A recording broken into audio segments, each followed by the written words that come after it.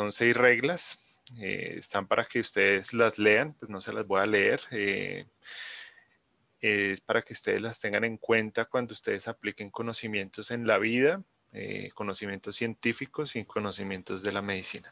Bueno, las características de la célula miocárdica básicamente es una célula especializada, es una célula de conducción en el cual el 1% de estas células tiene una capacidad automática, es decir, que se despolarizan sin necesidad de estímulos. El 99% de células son funcionales, son células miocárdicas y tienen algunas características a nivel intracelular. Primero que todo, tiene unas uniones intercelulares que son llamadas los desmosomas y los discos intercalares, que básicamente son varias uniones de desmosomas. Estos desmosomas son canales que le permiten a las células propagar su impulso de despolarización. El retículo endoplásmico liso de las células miocárdicas es también de características muy especiales porque tiene un canal de reanodina. Este canal de reanodina le permite su apertura de manera fácil y espontánea, dependiendo de una corriente de calcio, para que libere grandes cantidades de calcio al retículo endoplásmico y permita el acople de excitación-contracción. Y como bien sabemos, 33% de la célula miocárdica está compuesta de mitocondrias porque básicamente la principal fuente de energía del corazón es la beta oxidación. Requiere gran cantidad de energía, por eso es que 1/3 es mitocondria. Acá vemos una imagen que muchos conocemos desde las clases de fisiología. Es una imagen en realidad sencilla que nos da las características del potencial de acción a nivel miocárdico. Este potencial de acción tiene algunas características especiales, especialmente en la fase 2, que es la fase de meseta. Esta fase de meseta está caracterizada por un influjo de calcio que se sostiene a través del tiempo y le permite algunas características especiales a la célula miocárdica, de la cual hablaré más adelante. La fase 0 es una fase de despolarización en donde hay una corriente de influjo celular de sodio, el cual cambia la electronegatividad de la célula miocárdica y la hace positiva hasta +20. Después de eso se pierde un poco del sodio y se mantiene una corriente de calcio intracelular y una pérdida de potasio en la fase de meseta. En la fase de repolarización entra potasio, vuelve a ganar la electronegatividad de la célula y se pierde la corriente de calcio intracelular. Lo cual nos lleva a una gran pregunta que debemos hacernos, es ¿qué previene la tetanización del músculo cardíaco? Sería terrible que un músculo cardíaco se tetanizara, es decir, se cansara como el músculo esquelético y pues entráramos en parada cardíaca. Afortunadamente esto no pasa debido a su configuración como tal. ¿Qué le hace esa configuración especial? El periodo refractario es más prolongado. Bueno, el periodo refractario es dependiente de calcio y como vimos anteriormente, depende pues de la meseta de calcio. Este le permite tener este periodo refractario largo para que no se permita una nueva contracción muscular y el músculo genere adecuados ciclos de excitación-contracción. Como vemos acá, el periodo refractario es mucho más largo comparado con músculo esquelético. Acá vemos un diagrama de la contracción de un músculo esquelético en donde vemos que su contracción es sumatoria. Es decir, se requieren de varios periodos de estimulación para el generar una contracción. Y si generamos estos periodos de contracción repetitivamente a través del tiempo, el músculo entrará a una fase de agotamiento y se tetanizará, cosa que no pasa en el corazón. Eso es una de las características especiales. Otra de las características especiales del corazón es que tiene una despolarización automática. En realidad, pues esto se evidencia en algunas partes del corazón que se caracterizan por tener una despolarización automática y esas son las partes de elementos del nodo sinoauricular. ¿Qué lo hace dar este automatismo? Básicamente unos canales especiales que se llaman I-F. Ese I-F, la F quiere decir que es un canal funny. ¿Por qué dicen que es el canal funny? Porque los investigadores que descubrieron este canal en realidad no sabían cuál era su comportamiento y lo llamaron de esta manera. Es un canal básicamente dependiente de calcio, de sodio, qué pena, que se despolariza a través del tiempo de una manera automática y le da el automatismo al corazón. Eso es básicamente la parte básica de la electrofisiología celular y de las características que le dan la especial conducción al sistema, pues, el sistema eléctrico del corazón. Ahora pues acá vemos un electrocardiograma normal donde nos hacemos la pregunta a todos nosotros. No todos los electrocardiogramas son de libro. Básicamente en nuestra práctica diaria vemos que hay algunas incongruencias, entonces llegamos a la conclusión de que verdaderamente no todos son de libro. Primero que todo, pues antes de empezar a leer, debemos saber cómo está nuestro equipo calibrado. Debemos saber que el equipo tiene una calibración estándar y que si solo usted varía una disposición técnica de este electrocardiograma, todo el trazado electrocardiográfico va a ser diferente. ¿Listo? Entonces hay dos reglas de oro que ustedes deben cumplir antes de leer el electrocardiograma y es conocer la disposición técnica del electro. Bueno, primero que todo, la onda P debe ser negativa en ABR y positiva en D2. Y los complejos PQRS siempre deben ser negativos en ABR. Si un electrocardiograma de inicio no cumple con estos criterios, es que sus electrodos están mal implantados, están mal colocados. Bueno, y la segunda regla de oro, pues que les doy yo, es que la suma de los voltajes del QR de 1 y de 3 deben ser igual a la suma de voltajes de la derivación de 2. Bueno, otra cosa que pasamos muy inadvertida es la velocidad del trazado del electrocardiograma. Esta velocidad debe ser de 25 milímetros por segundo por una amplitud, que es la altura del electrocardiograma, de 10. ¿Listo? 10 milivoltios, es decir, o 1 milivoltio. Acá vemos un electro que está perfectamente calibrado y como sabemos la calibración, pues obviamente tenemos que leer la parte de abajo del electrocardiograma y debemos ver que la velocidad es de 25 milímetros por segundo con una amplitud de 10 milímetros o 10 milivoltios que equivalen a 1 milivoltio. Bueno, y estas líneas al final de las derivaciones precordiales nos dicen la amplitud y la velocidad, más que todo la amplitud del electrocardiograma que ustedes están leyendo. Acá vamos a ver otras configuraciones de las cuales usted puede hacer ajustes dependiendo de lo que usted quiera ver. Se sale de esta charla el cambio de configuraciones del electrocardiograma, sin embargo, la recomendación es que siempre lo lean en la normal. Bueno, vemos que a 25 mililitros por segundo y 5 milivoltios la amplitud es muy pequeña y en 50 milímetros por segundo las ondas se van a ver más ampliadas. Al igual que si lo aumentamos los milivoltios se van a hacer más pronunciadas en amplitud y pueden conllevar a que ustedes cometan algún error en la interpretación del electrocardiograma. Siendo esta primera parte, pues preguntarse, cuando tengo un electro en su mano, ¿está adecuadamente calibrado mi dispositivo o no? Y la segunda parte, pues en la parte técnica del mismo, es los artefactos. Los artefactos son problemas que nos vemos enfrentados todo el día y los pasamos por visto o a veces aceptamos esos artefactos y esto nos puede dar problemas a la interpretación. Hay dos tipos de artefactos, unos que pertenecen al paciente, que son los internos, y otros que son externos, que son interferencias al paciente. Los internos básicamente son movimientos del paciente, temblores, enfermedad de Parkinson, que hagan que el paciente se mueva durante el trazado del electrocardiograma, y los externos son interferencias electrónicas o de dispositivos biomédicos que tenga el paciente. Acá vemos la mayoría, pues los artefactos externos más frecuentes asociados a dispositivos médicos y básicamente todos, la gran mayoría de ellos son dispositivos de soporte cardiovascular avanzado y en algunos casos estimuladores neurales profundos que se utilizan en episodios de epilepsia y demás cosas. Como ven que estos artefactos pueden dar confusiones inclusive de taquicardia ventricular, flúter atrial, fibrilación atrial, entre otros. Acá vemos algunos ejemplos de artefactos, los cuales son más comúnmente encontrados en la práctica clínica diaria. Este primer electrocardiograma es de un paciente con enfermedad, con movimientos anormales, pero pues no enfermedad de Parkinson. El paciente estaba realizando un trazado pues común y corriente y se mueve durante la toma del electrocardiograma, causando pues un artefacto importante.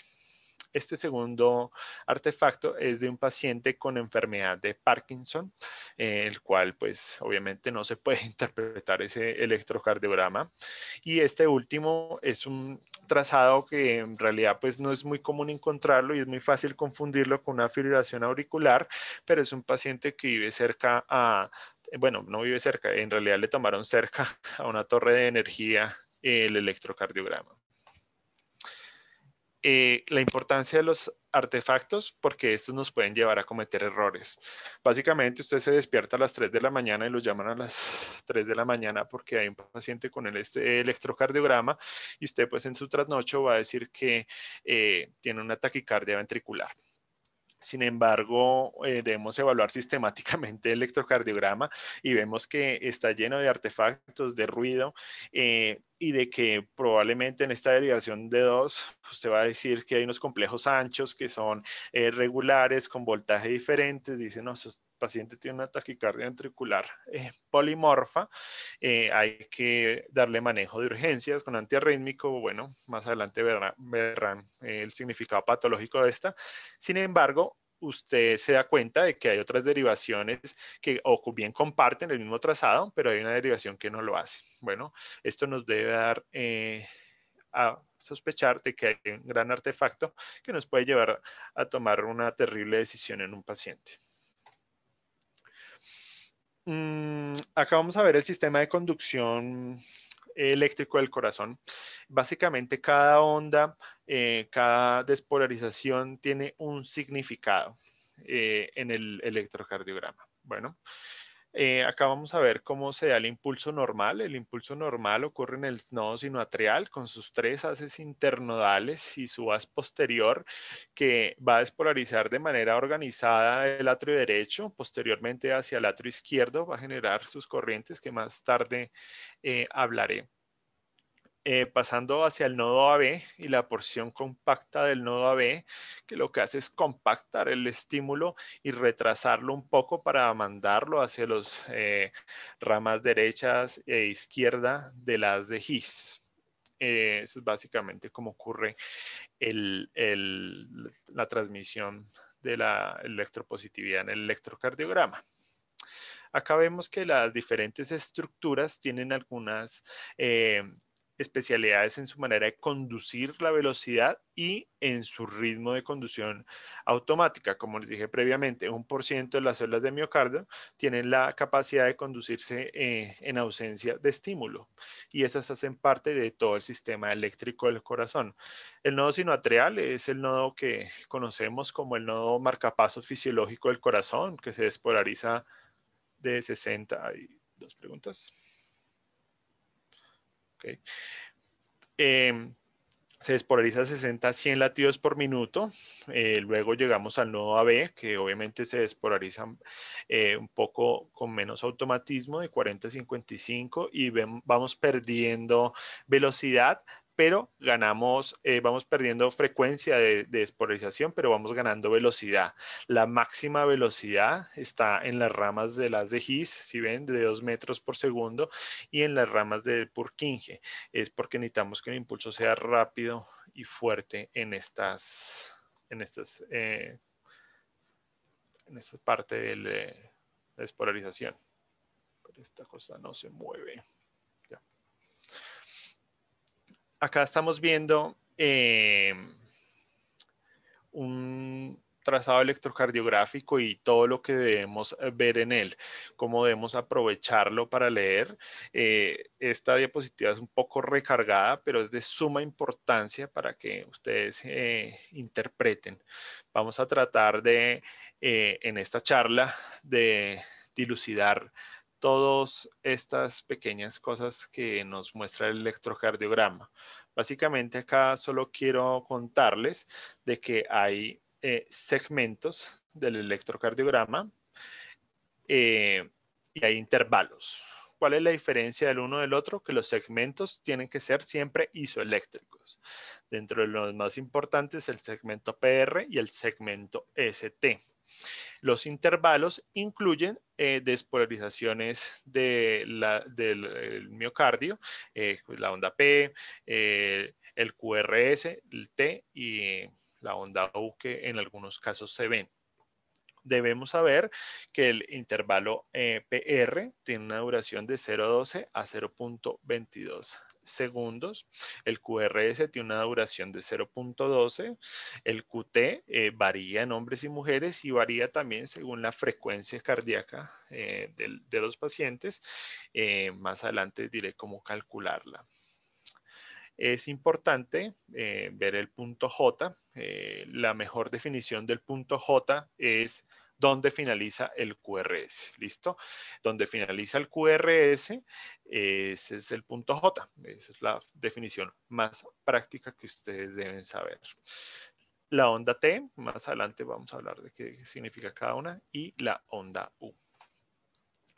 Entonces llegamos a la parte organizada. Bueno, el electro, ustedes deben leerlo de manera organizada para pues, evitar pues, las confusiones, evitar ponerse ansiosos porque ven algún hallazgo patológico y demás. Bueno, entonces la primera parte van a interpretar la onda P, el intervalo PR y el segmento PR. La segunda parte vamos a ver el complejo QRS. La tercera parte vamos a hablar del punto J del segmento ST, la cuarta de la onda T, la quinta de la onda U y la sexta del QT y el QT corregido, dejando para final el cálculo del eje. Bueno, como les dije, esta charla no va a ser de vectocardiografía, va a ser más bien de una lectura sistemática, organizada y sencilla para que entiendan cómo afrontarse a un electrocardiograma. Bueno, no olviden esta imagen. Esta imagen es muy importante y el esquema mental que tengan de la imagen es más importante aún para cuando ustedes vayan a leer un electrocardiograma. Empezamos por la onda P. La onda P, pues obviamente empieza desde la aurícula derecha, irradiándose hacia la aurícula izquierda por sus haces internodales que les dije previamente, teniendo al principio una deflexión positiva en B1 porque se acepta su vector de despolarización y haciéndose negativa al alejarse del vector de despolarización la aurícula izquierda. Es por eso que en derivación B1 la onda P se ve isobifásica, es decir, que tiene una parte positiva y una parte negativa. La parte negativa nunca debe exceder el 1 milivoltio, ¿listo? En B5, como se acerca a su vector de polarización, se ve una onda dentro de límites normales, en la cual aproximadamente un poco más de la mitad corresponde a la despolarización de la aurícula derecha y el restante a la aurícula izquierda. Acá vemos la configuración normal de la onda P, se da derivación de 2. D2 es la derivación más estándar que se tiene del electrocardiograma. Es la que todos hacemos, pedimos un dedo largo cuando pues queremos ver cómo es básicamente una morfología estandarizada para onda P, QRS y demás. Sin embargo, pues más adelante hablaremos de algunas cosas que nos da ventaja a algunas otras derivaciones. El contorno de la onda P. Una onda P puede ser una onda P mellada. ¿Por qué? Porque, como les dije previamente, la despolarización ocurre en un tiempo. Primero se despolariza el radiatrium, la aurícula derecha, y luego se despolariza la aurícula izquierda. En B1 la onda se hizo bifásica, como les había dicho. Entonces, pues creemos un checklist de la onda P. Entonces, la onda P siempre es positiva en D2. Bueno, y la onda P siempre es negativa en ABR. Como les dije previamente, el gol estándar para ver si un electrocardiograma está bien tomado es ver que ABR tenga todo negativo, ¿cierto? Entonces, P siempre será negativo ahí. Frecuentemente es bifásica, como les había dicho, en B1 y en B2, y su deflexión nunca debe ser mayor a un milímetro. La duración siempre menor a 0.12 segundos y su amplitud siempre menor a 2.5. Alteraciones en la duración y en la amplitud llevarán a patología que más adelante veremos en el módulo de crecimiento de cavidades con la onda P pulmonar y la onda P mitral. El intervalo PR, como bien sabemos, hay una porción compacta que trata de compactar este estímulo que le llegan de los tres haces internodales. Esta porción compacta lo que hace es frenar el impulso, esperar a darlo todo y despolarizar organizadamente el septum, luego el ventrículo y luego las bases ventriculares. Este acortamiento es fisiológico y se conoce como el intervalo PR. El checklist del intervalo PR, muy sencillo, su duración debe ser de 0.12 a 0.222 y deben siempre, siempre, siempre saber que su prolongación o el acortamiento del intervalo PR es patológico. ¿Listo? Y ahora el complejo QRS. El complejo QRS tiene pues bastantes morfologías. Vamos a hablar de algunas de las morfologías más importantes. Vamos a hablar cuál es la génesis de su impulso. Sin embargo, pues tiene algunas características especiales. Esas características usted siempre las debe tener en cuenta para bautizar ese QRS. ¿Listo? Algunas veces no hay QRS, hay QR o hay QS. Y como uno pues, se guía es porque, primero que todo, la primera onda que usted vea negativa en el QRS va a ser la onda Q. ¿Listo? Siempre, siempre la primera onda negativa del electrocardiograma, inclusive de todo electrocardiograma, es la onda Q. Todas las ondas positivas que preceden a una onda R o ondas positivas, la primera onda positiva es la onda R. ¿Listo? Y tercero, toda onda negativa que ocurra después de una onda R es una onda S. Bueno, si me están entendiendo, si no, pues en el chat pues pueden ir preguntando. La duración siempre debe ser menor a 0.120 segundos o 3 cuadritos de los pequeños. Bueno.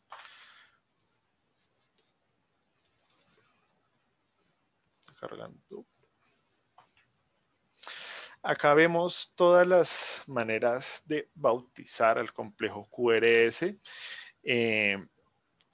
Como vemos en la primera, no vamos a tocar todas obviamente, porque pues ustedes ya se les enseñó cómo pues bautizarlo. Primera onda positiva, onda R. Primera onda negativa que precede una onda positiva es la onda S. Y la primera onda negativa es la onda Q. ¿Listo? Acá vemos algunos complejos de QRS que pueden ser patológicos. El complejo QS, que más adelante veremos en los bloqueos de rama, y el complejo R sobre S R'. ¿Listo? Algunos se preguntarán por qué hay mayúsculas o por qué hay minúsculas en el trazado y eso depende de la amplitud de la onda. Si es una onda bastante amplia, se bautiza con mayúsculas. Si es una onda que tiene una amplitud menor, se bautiza con minúscula. ¿Por qué hay una R'? Porque básicamente la primera onda, la primera onda del tamaño grande se bautiza R'. Si tiene otra onda y es igual tamaño, es R' sub'prima, o sea, dos comitas. Ese es como el orden. Una prima es la primera onda, dos primas la segunda onda. Acá vemos los vectores de despolarización. Como vemos, la despolarización es organizada y dependiendo de su vector, se va a tornar o electropositivo o electronegativo. Aquí vamos a hablar de los vectores de despolarización, pues hasta el QRS. Como vimos, el primer vector de despolarización es positivo hacia B1, es el atrio derecho, significa la despolarización de la onda P, que en B1 y B2 es isobifásica con una deflexión de 0.1. Hay un retardo fisiológico en donde se demora el impulso llegar y llega a despolarizar todo el miocardio de una manera organizada. Primero se despolariza el septum interventricular, posteriormente se despolariza la masa ventricular, es por eso que vemos ondas R dominantes, que son las de mayor amplitud de electrocardiograma, y luego se despolarizan las bases de los ventrículos. Es por eso que vemos la onda S. ¿Por qué la onda S se hace negativa? Porque pues se aleja del vector. Si ven la dirección de las flechas, es donde se hace más positivo la amplitud del vector. Acá abajo vemos un concepto que se llama progresión de la onda R, del cual más adelante hablaremos. ¿Alguna pregunta? Hasta el momento, ¿todo claro? Bueno. Yo creo que sí, doctor. Igual podemos abrir un espacio de preguntas de 5 minutitos una vez finalicemos. Ah, listo, perfecto. Bueno, vamos a hablar de la amplitud del QRS. Como sabemos, el QRS es la parte del miocardio más grande, la que más energía tiene, por así decirlo, la que más milivoltios aporta al QRS. Las amplitudes del QRS siempre van a ser las mayores del electrocardiograma. Directamente está relacionada la amplitud de la onda con la masa ventricular del paciente. Más adelante pues hablaremos de cuál es una amplitud aumentada, cuál es una amplitud disminuida. Sin embargo, acá vemos un electro que es patológico, en donde hay un concepto que se perdió, que es la progresión de la onda R, como vimos acá. La progresión normal debe ser una onda S profunda en B1, en B2 también se hace profunda con una R muy pequeña y a medida que vamos creciendo, el vector de despolarización se acerca. La onda R va creciendo en su máxima amplitud en B4 y en B5, perdiendo un poco de amplitud en la onda B6. Acá vemos un electrocardiograma que vemos que ha perdido la onda S profunda en B1, en B2 y la progresión inclusive se mantiene estable a través de todo el trazado de B1 a B5, inclusive con algunos cambios importantes de la onda T que se hace profunda, simétrica, de base ancha. Esto es un electro de un paciente con cardiopatía hipertrófica derecha y enfermedad isquémica. Más adelante en los últimos seminarios van a saber interpretar esto bien. Entonces, hay un checklist o hay unas reglas de la amplitud. Entonces, la amplitud siempre debe ser menor a 26 milímetros, la sumatoria de B5, B6. El tamaño de la onda de R en ABL siempre debe ser menor a 12. Y el tamaño de R en D1 y D2 y D3 siempre debe ser menor a 20 milímetros. Esto es una regla de memoria, pero básicamente uno puede ya más o menos con la práctica sospechar de que la amplitud a veces se hace muy obvio con un electro previo, pero pues uno ahí debe tener como las medidas trazadas o copiadas en algún lugar. Y acá hablamos de un concepto que probablemente sea nuevo para algunos, que se llama el pico de la onda R. ¿Qué es el pico de la onda R? Es el tiempo que se demora a despolarizar el endocardio hacia el epicardio. Ese pico de la onda R es muy útil en pacientes con miocardiopatía hipertrófica. Se puede medir en derivadas de B1 a B2 o en B5 a B6 con una duración de 0.035 segundos, es decir, un cuadro y medio, cuadrito pequeño y medio, y el B5, B6 es la amplitud del ventrículo izquierdo. Acá vemos el concepto que prácticamente he estado tratando en las últimas dos diapositivas, que es la progresión de la onda R. Bueno, la progresión de la onda R depende básicamente hacia dónde se dirige el vector y la masa ventricular del paciente. Como vemos en B1, B2, la masa ventricular no es la mayor. El ventrículo derecho es un ventrículo que no tiene tanta masa ventricular como el ventrículo izquierdo, que es el que se encarga de eyectar la sangre. Por eso vemos que pues, tiene una onda S más profunda, se va haciendo más profunda en B1, B2 y esa onda S se va perdiendo, logrando ya el pico de la R en B4 a B5. Esto es una progresión normal de la onda R. Más adelante, pues en las otras sesiones veremos cuál es el significado patológico de la misma. La onda Q, en realidad no hay criterios de onda Q benigna. La onda Q es una onda fisiológica en algunos de los casos. Yo acá pues me tomé el atrevimiento como de hacer un ajuste para decir que una onda Q es benigna. Bueno, debe cumplir estas dos determinaciones. Primero, debe durar menos a un cuadrito y su amplitud debe ser del 25, menor del 25% de la onda R dominante. ¿Listo? Si hay una onda Q que es de base ancha, de una amplitud, pues esta está básicamente muy prolongada, de una duración, qué pena, muy prolongada y de una amplitud mayor al 30%. Esta es exactamente el 30%. Ya hablaremos de una onda Q patológica. Acá vemos 3 pacientes en los que vamos a ver la onda Q básicamente y la progresión de la onda R. Vamos a ver el paciente 1, que es el paciente control, el paciente normal. Vemos que hay una adecuada progresión de la onda R en sus caras, en las caras de electrocardiograma, y hay unas ondas Q, como les dije, puede ser un hallazgo fisiológico, especialmente en B5 y en B6. Son ondas Q pequeñas, no son mayor al 30%, esto es una onda Q aproximadamente del 5% a ojo, con una duración de 0.03 segundos. El paciente 2 es un paciente que tuvo un infarto agudo de miocardio con elevación del segmento ST y desarrolla ondas Q patológicas. Estas ondas Q patológicas se empiezan a ver desde B4, como vemos, tiene una base ancha, tiene una duración mayor a 0.03 segundos con una amplitud aproximadamente del 25%, siendo más obvias en la cara lateral del electrocardiograma, en donde son aproximadamente el 30% y su base se hace más ancha.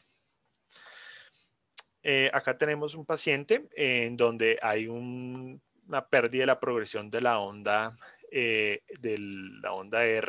en donde vemos si hay adecuada progresión o aceptablemente unos complejos QS en B1 y en B2. La onda R no empieza a elevarse como esperaríamos y ha perdido la progresión, inclusive desarrollando algunas ondas Q patológicas y en B6 un infradesnivel del segmento ST. Ahora, pues uno de los puntos más álgidos en la interpretación de todos los electrocardiogramas, en donde personalmente pues se han cometido muchos errores. Obviamente esto es una técnica, la lectura del electrocardiograma es con el tiempo y donde muchos se equivocan y es el punto J y el segmento ST. Como vimos previamente, el segmento ST es un segmento isoeléctrico, es decir, que no hay actividad, únicamente la actividad de meseta. Recordemos que previamente que era la fase de periodo refractario en donde ninguna célula se está despolarizando, todas se quedan quietas y por lo tanto debe ser isoeléctrico.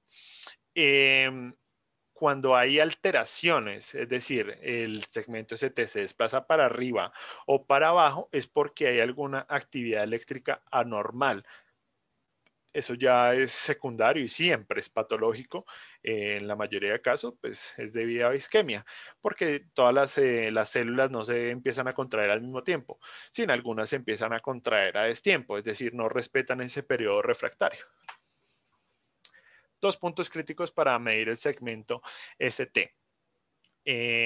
Siempre deben saberlo, el punto J, como les dije previamente, es donde finaliza el QRS y el segmento PR. Para usted determinar si hay una elevación del segmento ST, usted debe tener sus dos aliados para la interpretación del mismo, el punto J y el PR. ¿Cómo es la relación del segmento ST, que debe ser isoeléctrico, frente a esos dos puntos? Cuando usted ya tiene esas dos relaciones, se le va a hacer mucho más sencillo tratar de interpretar una elevación patológica o un infradesnivel del ST. Entonces empezamos con el punto J. Es muy sencillo, como les dije, finaliza el QRS, ahí está el punto J. El punto J está acá elevado, si lo comparamos con el segmento PR del otro lado, que está acá, pues claramente está elevado 4 milivoltios, entonces claramente es una elevación del segmento ST en relación del punto J.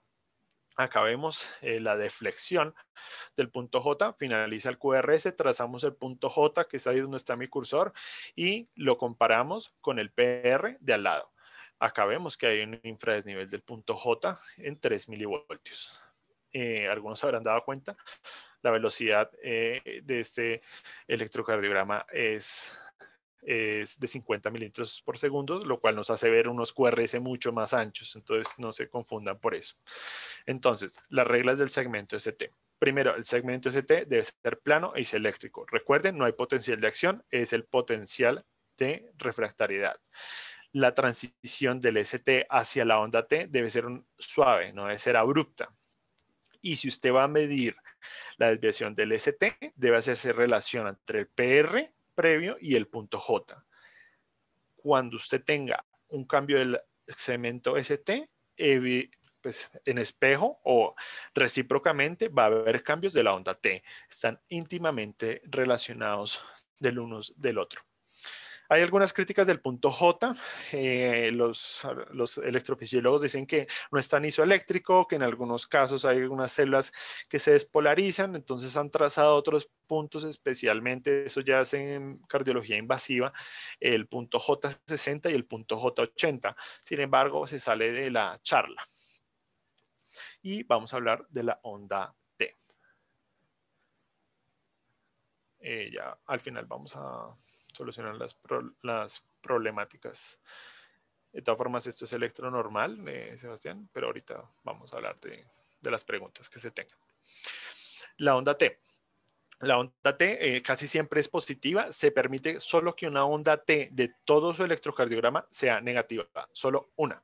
Si tiene dos ondas T negativas es patológica y especialmente si están en relación de la una de la otra. Es decir, caras B1, B2, B3, B4, B5, B6. ¿Listo? Si las dos son negativas es patológica. Y las ondas T deben tener concordancia de amplitud con el QRS. ¿Listo? Como vemos acá, esto es una onda T normal con un QRS positivo y una onda T positiva. ¿Listo? Acá hay una discordancia de la onda, pues el segmento QRS, el QRS con la onda T, qué pena. El QRS acá es netamente negativo, se suman los dos y da negativo. Si quieren sumar ahí, pues eso les da un número y restar, eso les da un número negativo sin duda alguna. Y la onda T se hace positiva. La discordancia entre estas dos siempre es patológica. La morfología de la onda T. En muchos casos hay médicos que dicen, no, esta onda T es hiperaguda, pero entonces uno se remite a preguntarles, venga, ¿y qué es una onda T normal? Pues básicamente se quedan ahí en shock, no saben el significado. Una onda T normal debe ser una onda que va de B2 a B3 hasta 10 milímetros en hombres y 8 milímetros en mujeres. Si la onda T en B2 y B3 cambia y es mayor a esta, es una onda T patológica y especialmente si es en dos derivadas contiguas. Además de ahí algo de la morfología, las ondas T hiperagudas son unas ondas T de base ancha y una amplitud más considerable, inclusive pasan los 10 milímetros, uno alcanza a ver 20, 30 milímetros. Como les dije previamente, solo se permite que una onda T sea invertida y especialmente en B1, porque pues ya vimos anteriormente que la vectocardiografía se aleja del vector de despolarización y se hace negativa y va en íntima relación con la progresión de la onda R. No sé si se acuerden que la onda S era profunda en B1. Existe un concepto de la progresión de la onda T, básicamente es el mismo concepto de la progresión de la onda R. La onda U, muchos dicen que la despolarización de las fibras de Purkinje, en realidad no se conoce cuál es la génesis de esta. Usualmente se ven bradicardias, especialmente en pacientes jóvenes. Esta es la onda U, qué pena. Siempre tiene que ser positiva. En casos de que sea negativa la onda U, pues tiene un significado patológico, yo diría que raro e incierto, con hipertensión arterial y enfermedad isquémica del corazón. Y ya llegamos a casi las últimas partes de esta charla de electrocardiograma normal y llegamos a la parte del QT. ¿Qué representa el intervalo QT? El intervalo QT es toda la actividad eléctrica que ocurre en un latido del corazón. ¿Listo? Es un ciclo completo de despolarización y repolarización. Es muy importante para la patología rítmica. Cuando vayan a tratar el tema con el doctor Fabris, van a hablar de la duración del QT. Hay fórmulas, hay dos fórmulas para el cálculo del QT corregido. Se recomienda hacerlo con la fórmula de Bassett, que es esta que está a continuación. Sin embargo, les recomiendo ir a Google, echar un Google y decir fórmula QT corregido. El sistema, usted le pone la duración del QT y la frecuencia cardíaca y se las arroja. Lo normal es que en hombres sea de 0,450 y en mujeres de 0,460. Y por último, el subestimado de eje. En realidad es un poquito complejo hablar de cómo calcular el eje, sin embargo hay una forma sencilla, fácil y rápida que incluye mucho componente de memoria y otro componente de lógica para calcular el eje. Acá está la forma sencilla, utilizando o de 1 y ABF o utilizando el complejo QRS en derivaciones de 1 y de 2. Como vamos a ver, un QRS positivo en D1 y D2, netamente positivo es un eje normal. Un eje desviado hacia la derecha es un QRS negativo en D1, pero positivo en D2. Un eje desviado hacia la izquierda es un QRS negativo positivo en D1 y negativo en D2, al contrario. Y una desviación extrema del eje o territorio de nadie es donde ambos QRS en D1 y D2 son negativos. Pues mi recomendación es hacerlo con esta manera, es sencilla. Hay otras maneras más complejas de hacerlo, pero pues no vamos a hablar de vectocardiografía en este momento. Básicamente eso es todo. Eso es todo. Llegamos al electro que les dio la bienvenida al curso y llegamos a la conclusión de que no todos los electrocardiogramas son de libro o quizá sí. Eso depende si hacemos una manera organizada nuestra lectura del electrocardiograma y de manera sistemática. Esto es un arte que se aprende a medida que ustedes leen electros, especialmente si leen electros normales. Yo creo que es el primer paso más importante para saber leer el electrocardiograma. Leer la normalidad a veces no es tan fácil, bueno, pero lo deben de hacer de una manera organizada. No sé si tienen preguntas, dudas. Bueno, muchísimas gracias, doctor. Realmente, pues, el leer un electro es como un poco tedioso para muchos, pero estas charlas nos ayudan como para que sea más fácil. Entonces, muchísimas gracias y vamos a dar un espacio de 4 minutos para las preguntas. No sé si el doctor tenga preguntas en su chat interno, pues porque aquí en el chat público no hay. O si alguien quiere abrir su Mm, micrófono para hacer alguna pregunta. Pregunten. Una parte de aprendizaje más importante es preguntar. Recuerden las reglas del aprendizaje. Siempre hay que cuestionarse absolutamente todo. Pregunten, pregúntenme a mí, pregunten en el chat. Pues yo no sé cómo mirar el chat privado. Sin embargo, pues no me aparece ninguna notificación. Pues acá una pregunta que ha hecho Sebastián previamente es de que si el cambio de ST a T es abrupto, pues hablaremos de una onda T hiperaguda o de una alteración de la polarización de la amplitud del segmento ST, que si es positivo y se une la onda T con el segmento ST, pues hablaremos de un supra ST, que es patológico y es una urgencia vital. En otros casos de cardiopatía isquémica, el cambio no es abrupto y hace una onda T hiperaguda, puntuda, que es una onda isquémica. Espero pues haya solucionado su pregunta, Sebastián. Ok, Adriana pregunta, ¿cómo podríamos diferenciar una onda U de una onda P y no pensar en un bloqueo AB? Buena pregunta. Primero que todo, pues la onda P es la primera onda que ocurre en el electrocardiograma, la primera deflexión positiva que ocurre en un electrocardiograma y la onda U es la última deflexión positiva de un electrocardiograma. También debemos conocer el contexto del paciente. Es un paciente joven que está con bradicardia, usted podría ver una onda U, pero siempre al final del electrocardiograma. La onda U es casi es el final.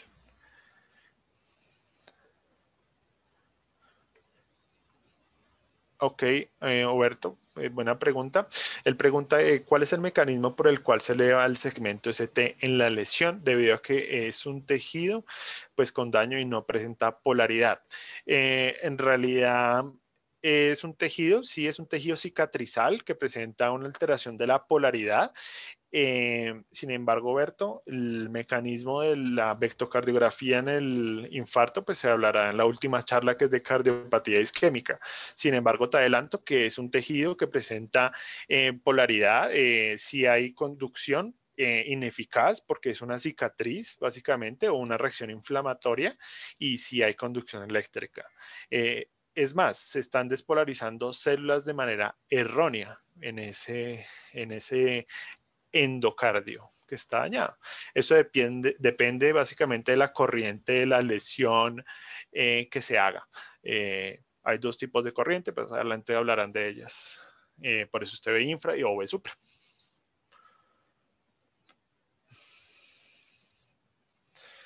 Juan Camilo Gómez pregunta, ¿qué otra alternativa hay un paciente con Parkinson en donde las contracciones musculares le impiden leer el electrocardiograma? No, Juan, en realidad no hay alternativa, pues hay alternativas para controlar los movimientos anormales, pero hacen ya parte del mundo de la neurología, hay cirugía, hay medicación como la levodopa, la carbidopa, que permiten pues reducir los movimientos. Sin embargo, pues si hay artefactos, hay veces es imposible determinar eso. Ok, acá hay otra pregunta. ¿Cómo identificar los artefactos no externos suponiendo que en todos los trazados se va a ver la alteración? ¿Cómo identificar? Ah, ok. O sea, entre internos y externos. Los internos pueden que no se vean en todas las derivaciones. Se pueden ver de manera incidental en alguna derivación y es en donde el paciente haga el movimiento. Como vemos, esto ocurre a través del tiempo y a medida que pasa, por ejemplo, este segundo es diferente a este segundo y el paciente se puede mover únicamente en este segundo y ese ya es el artefacto del movimiento del paciente. Al contrario de un paciente con Parkinson o un temblor esencial, en donde va a tener eso a través de todo el tiempo. ¿Y usted cómo diferencia el uno del otro? Pues si tiene Parkinson o está una torre de energía, pues nada, eso ya depende, es como la locación. Eh, ok, Alejandro pregunta sobre la onda U en cuadros de hipocalemia moderado severa. Sí, hay trastornos de la polaridad de la onda U o en casos de hipocalemia. Sin embargo, pues la charla es de electro normal, pero sí tiene significado en episodios de hipocalemia. Se aparece la onda U. Buenas noches, podría recomendar bibliografía. Claramente, Daniela, voy a compartirles una bibliografía de un curso excelente que pues se hice. Es un curso estadounidense, lo hice de manera reciente, pues ahí como manera preparatoria. Les compartiré, a ver si la tengo por acá referenciada. Es básicamente donde vamos a preparar todo el ciclo de charlas de CISEM. Es un curso excelente, es gratuito para que todos lo aprovechen. Ya voy a ver si lo pueden ver más por acá. Todas las imágenes son de ellos. Obviamente, pues se les pidió permiso para la divulgación, ¿no? Es esta. ¿Listo? Si quiere, pues le toman una fotico. Y vamos a